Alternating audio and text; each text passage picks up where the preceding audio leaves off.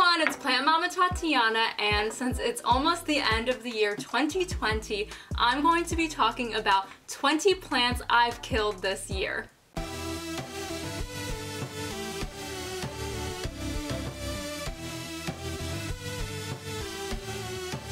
Believe it or not, I'm not perfect. I have killed many plants, probably more than 20, but this is just the 20 plants that hurt me the most, that I still think about, that I still remember, and let's just get started. The plant that really hurts me that I killed this year is my polka dot plant. It was so cute, it had so many colors. The first problem was that it was supposed to be my boyfriend's plant, and we repotted them for you all, so check out that video if you haven't. It was a lot of fun. And it was supposed to be his plant. We picked it out together. It was our joint plant, and it just started getting really leggy to begin with, but it was still kind of cute, and I honestly didn't like it leggy. I was like, okay, it looks kind of ugly, and then after that I just stopped caring about it a little bit, so I just didn't really pay a lot of attention to it. I left it alone. I didn't concern myself with a lot of self-watering methods for it, and I sent my boyfriend to take care of it for me, and it just didn't work. It was dead.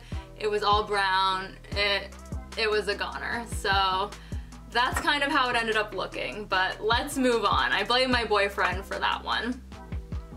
Boo. The next plant that I killed this year, but I'm also gonna blame my boyfriend on this one, is his Venus flytrap. I actually kept that plant alive as long as I could. He was supposed to take care of it, and he was not doing a good job, so I gave it this cute little environment. I made a humid little place for it. I did the whole 9 yards. I gave it moss, I gave it moisture, I gave it all this stuff, and it just didn't work when we left the plants. I don't know what happened to it. I really don't. I just showed up one day and it was like dried up and dead and gone. So that's another one that was kind of abandoned when I did all of my self-watering methods, so go check out that video if you haven't. But that one didn't make it. We weren't taking very good care of it. Again, I blame my boyfriend, because if it were my plant, I probably would have spent a little more energy on it, but he was supposed to take care of it, and I was just tired of being the ICU for that one. Can I interrupt for a second? No. The next plant that I killed this year, and we're gonna bring it back to the very beginning of the year, it was one of my first succulents that I ever got. It was this watch chain succulent, I believe. I got it from Las Vegas with a bunch of the other free succulents I got, which started my plant collection, and very quickly it started to die, and it really lost its last legs at the beginning of this year. So, rip that plant. I don't even know if you guys ever got to see it, but I did miss it. It was kind of cute looking, but it didn't last. The next plant I killed is another succulent. It's actually the Jade Succulent. I went wrong with that one because I noticed at some point that it had some sort of fuzzy mold or something on it. I think it had scale or something. I really don't know what it had. It had a fungus or a disease or a pest. And I just looked at it and I was like, I don't want to deal with it. I really don't want to deal with it. And it suffered for it. So that plant, not rapidly, but pretty quickly, it started to get worse and worse and worse. Later on, right when it was on its last leg, was like, oh crap, let me try to treat this pest right now, or this fungus. And at that point, it was a goner. There was no point in trying. So rip that succulent. I did feel bad about that one. It was one of my first succulents again, and it was so pretty before, but it was a goner. The fifth plant that I've killed this year, which I'm embarrassed about because I just did a video, well, it feels like I just did a video about how I revived it and how I saved it, but quickly after that I went away again. This was another one that did not survive having a lot of different hands take care of the plants, and that was my elephant ear colocasia. So I brought it back from nothing and I felt so good about it, and then again I was not around my plants and I enlisted either my roommate, a friend of mine, or my boyfriend to take care of my plants, and just having so many different parents and like movement of people, I think it just was not doing very well. And it was also started to become winter, and I know they become dormant, but like I really don't know what happened to it. It just was taken over by the syngonium that was in that pot as well. I feel like that one beat it out, survival of the fittest, and that syngonium looks so good. It's really, really big and cute and adorable, but the elephant ear did not make it.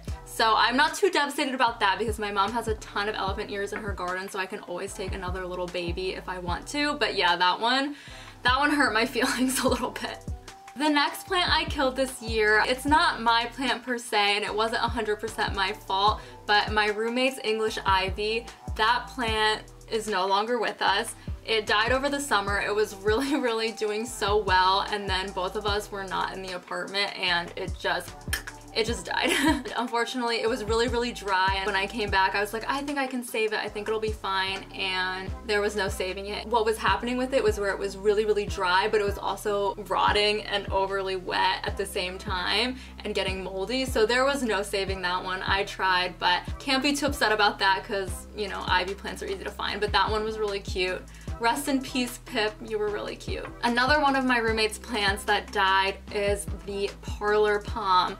So that one, again, did not like the self-watering systems I tried. It just dried out completely. It did not like being left alone over the summer. It was pretty sad. I actually got my roommate 2 more Parlor Palms for her birthday back in October because I felt really bad that her plant didn't make it, and I really liked that palm.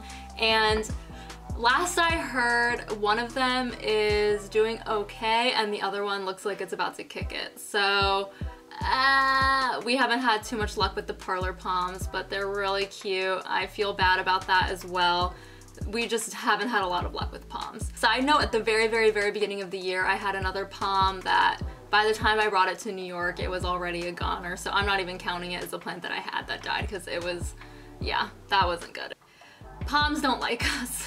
The next plant that I killed this year, this one actually really hurt me because it was one of my first plants. It was the false Aurelia. That one, again, did not like its self-watering system. It actually looked like it was starting to rot a little bit before I left anyway, so there was probably something wrong there beforehand, but that one was completely dead and dried up by the time I got back, so that was pretty sad.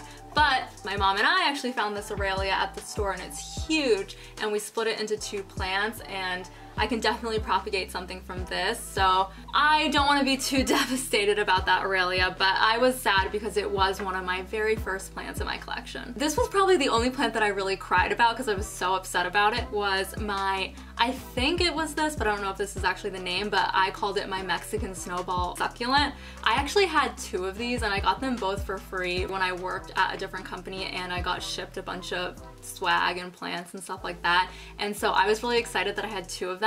I put one of them in my succulent garden and the other one I took to my office, and of course we got locked down, we started working from home, and I never got a chance to go back to the office and collect my plant, so I was really sad about it.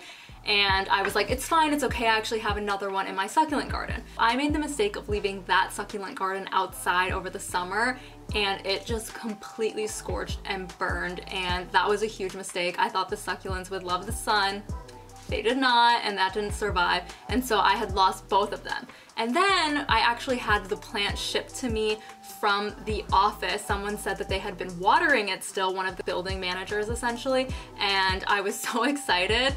And when it got shipped to me, I saw it was completely rotten and had root rot, and it's because I had it in this little container that didn't really have drainage. It probably needed water like 1 time in the time that we were locked down, but he probably was watering it way too much and just didn't know. So I appreciate him for watering it and for trying and for shipping it to me, but yeah, that one was a goner too. So I was really upset about those 2, that I had 2 and I lost them both. That's sad. The next plant that has not made it was my star Jasmine. I showed you all how I saved that Jasmine. I was really excited about it. I got it to root and all of that. But it's not that it really died, it just didn't give me a lot of new growth ever since I saved it and re-rooted it. It had new roots, it had maybe a new leaf, but like that was it, and then it just stopped growing, and it was just really sad. So I didn't really want to take care of it anymore, and I kind of ignored it, and it eventually dried up and died from there. So that was kind of my fault, but it's hard for me to take care of plants that don't inspire me and give me all the passion that I give to them, so we kind of gave up on each other. I think we're about halfway through the list now. I didn't number it, so that's my fault. But the next plant that is no longer with us, but kind of is actually, is my Christmas cactus. Again, this was another one that was one of my first plants, and it really took a lot. It took a beating. I actually have it here. I'm trying to revive it, so there is a little bit left. These are about 3 pieces that I just had in this little propagation tray that were shriveled up and dying, and these 3 actually survived and made it, so I do need to pot it up, but this is not as beautiful as it used to be, and this one has given me hell. So it kind of would shrivel up and die, it would come back, it would die again, so I don't know if it's gonna make it. I hope so, but that one we're gonna call it on its deathbed, but making a recovery. The next plant that I killed this year was my dragon fruit cactus. I just had a little bit in my succulent garden, but that was the same succulent garden that number 1 had the jade that had a fungus that was spreading to everything and that I left outside in the sun and just burnt. So that one shriveled up and died. Nothing else to say for that. This other plant that I was pretty sad about dying, but not too sad because I got it from a lot of my mom's plants in the garden, so there are more to replace it, is my Madagascar Periwinkle slash vinca plant, whatever you want to call it. That one was killing it over the summer. It was blooming. It was giving me like 5 flowers at a time. It loved it. It was amazing. But then again, this was another plant that was kind of abandoned and I didn't give it a self-watering system. Actually, I did. I put it in a plastic bag and it really liked the humidity, but then I don't know if it was rotting or what. It just was like kind of forgotten about. I left it out on my balcony when the winter started and that was a mistake. I completely forgot to bring plants inside when winter started in New York and it did not make it, but we move on. Everybody makes mistakes. The next plant that didn't make it this year was my Croton plant. That one was already dying when I showed it to you guys to begin with. It just did not like it at all where I had it. I don't know what I was doing wrong with it. I don't even know. I didn't even like it enough to try to save it. I was like, whatever. Next. This plant was kind of sad. It's again my boyfriend's fault, but his bonsai tree. You guys were all really excited about his little bonsai when we replanted it. I actually got him a bonsai care guide for his birthday. I got him the pruning kit. I got him all of these books about bonsai because he loved it so much and he was so excited,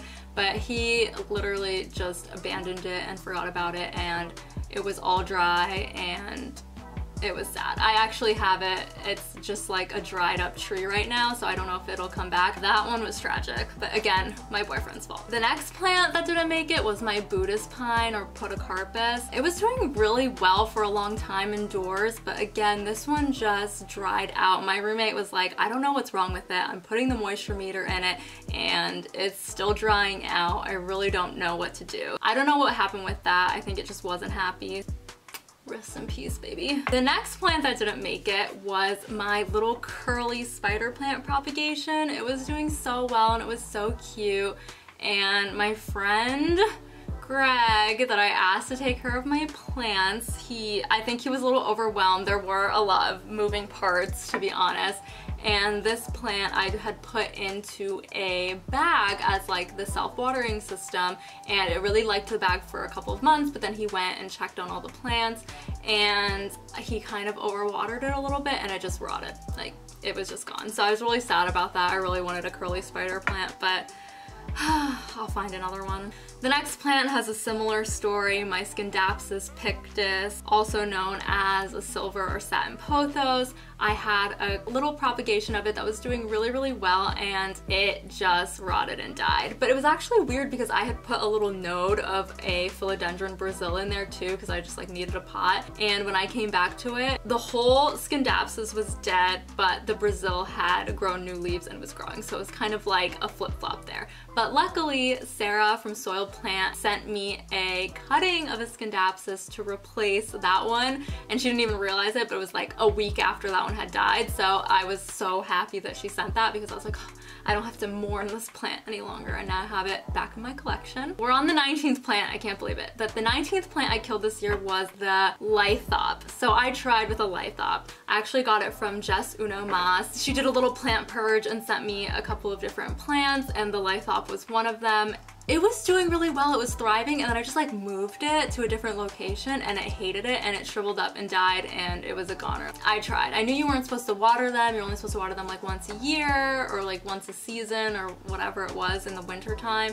And I did all this research and I was excited about it, and yeah, that one was a goner. I was excited about that, I really was, but it lasted maybe a month with my care.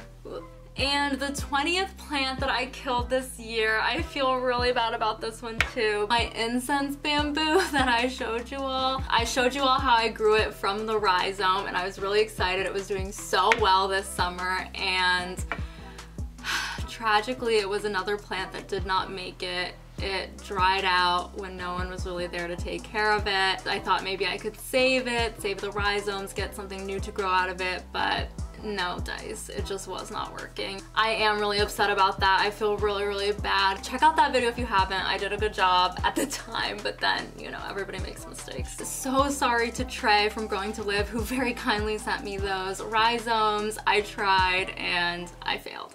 Now, of course, because we're entering 2021, I have to give you a bonus plant that I killed this year that did not make it, and that is my Amaryllis and Gladiolus bulbs. So I had probably a dozen or more bulbs that I was growing on my windowsill that sprouted, and they were doing so well.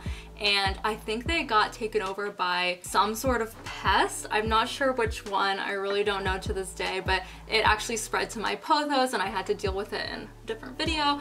But that's where I think I noticed all of them crawling around and I was like, crap. And they dried up and they just looked awful. They never flowered and all of the bulbs ended up rotting after that. So I was pretty sad about that. That was pretty tragic. I tried to save them, I tried to cut them, I tried to do all this stuff. I never posted that video because they never came back, so I was like, I'm too embarrassed to show you guys what I did.